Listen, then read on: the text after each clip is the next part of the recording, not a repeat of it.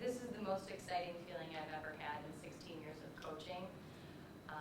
I think that this team is far and away the best group of 1 through 23 team that I've ever coached in my life. Everybody comes up big and never gives up, and that's an easy thing to say because you watched what happened a couple games in a row. But to say it and to actually do it, very few people can do that. And they listen and they follow the plan and they believe it and they believe in themselves. And I mean, it makes a job of a coach really exciting because they're the ones doing all the work. And when you have execution like that, for a team to go up 7-0 and then not get another run, it takes your defense coming together after wheels fall apart, right? So to get quickly back into that mindset, that's resilience at its best.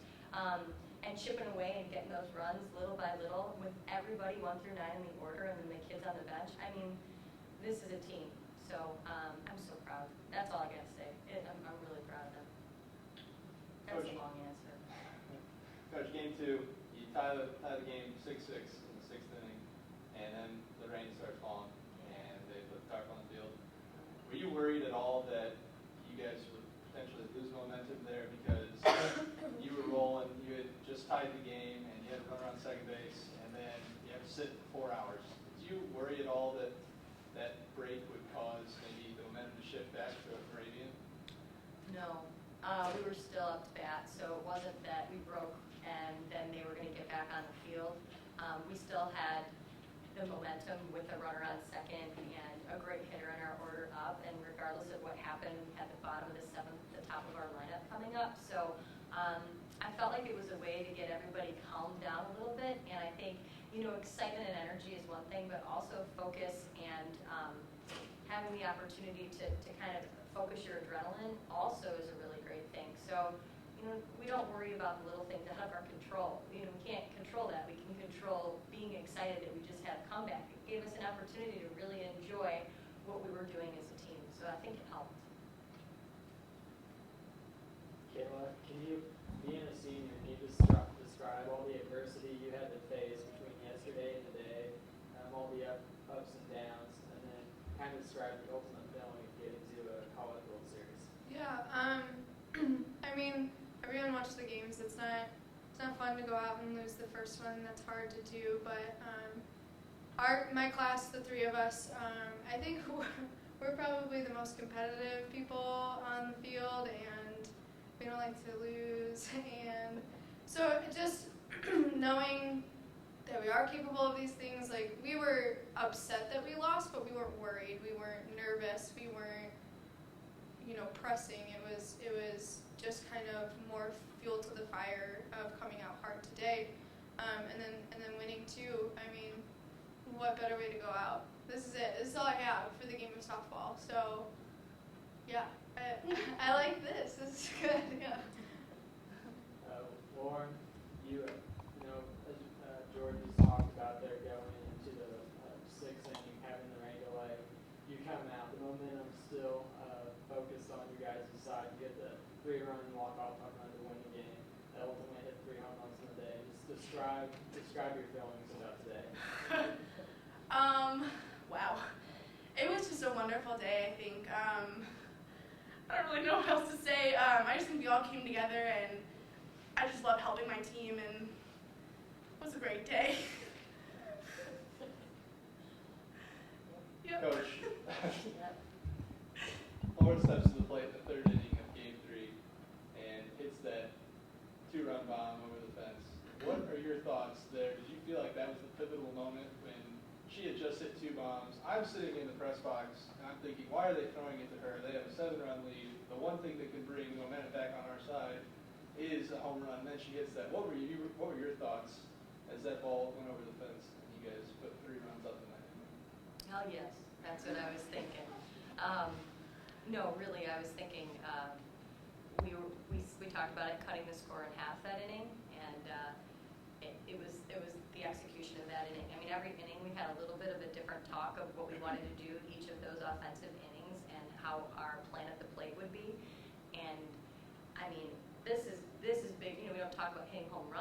talk about, executing with runners in scoring position. But when you have someone as powerful and as focused and determined and helpful and just an overall wonderful person who really gives her all to this game and to these people, I mean, you're excited when she comes to the plate. It changed, I watched this team continue to come back the last 3 weekends repeatedly. So it was like, oh, great, we're only down 4. And that's a bizarre feeling because you should never really be excited to be down 4. But it was like, all right, this is great. Now we're going to get there. So yeah, was that a pivotal moment? I think that was one of about 4 or 5 pivotal moments. But that one sure started us off. So yeah, that was great. Good job. Yeah. Coach, this was more for both teams. 2-out hitting was big for both teams. It was a lot of offense with 2 outs, several runs scored for both teams. Can you kind of explain the effect that has on the game? Oh yeah. I think, one of the things we have on our punch board, which is getting a hit with 2 outs. So it's one of our focus points, actually, that we have in our dugout that we try to do because that's game changing. It's defeating to another team. It's momentum changing. And they were great at doing it too. They were fighters. My God, they had a great opponent. Everything we did, it was, scraping by and knowing that a 3-run lead in that last inning was not comfortable at all. So, I think you had a bunch of fighters on both sides, and lucky for us, we were fortunate to have a little bit more juice in the tank. Kahla, when you're going back into the dugout, you get 3 runs, and 2 runs, and 2 runs. What does that do for you when you go back out of the circle? I mean, going in with the 7-run lead for them, Coach looked at me and she said, "You gotta shut it down." And I said, "Okay." So, it's more comfortable because I know that they're working and coming back and, getting life back in and it's exciting for everyone and it makes people more comfortable. So I appreciate the run support, but the whole time was, locked down. Like, they can't score 1 more run because that's just 1 more run that we have to get to win the game. So just shut it down. That was my goal.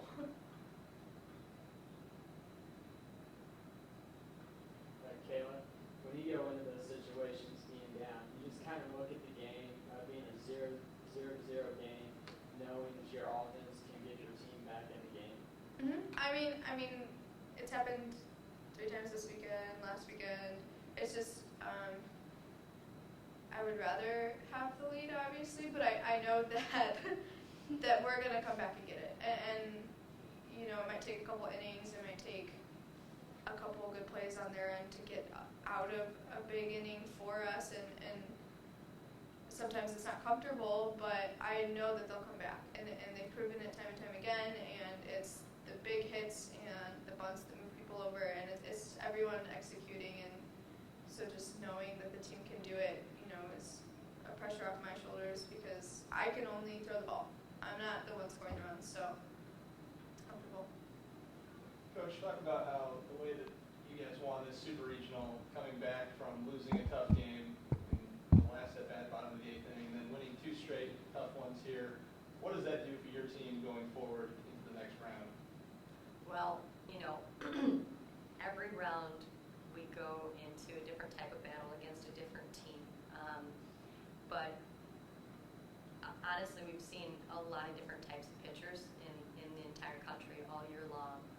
And so I don't know if anybody shuts us out very often. I think they've learned how to hit different stuff. So there's a lot of confidence to be able to see 2 great pitchers, coming into this weekend with, 1 and chump change ERA and be able to hit the way that they hit.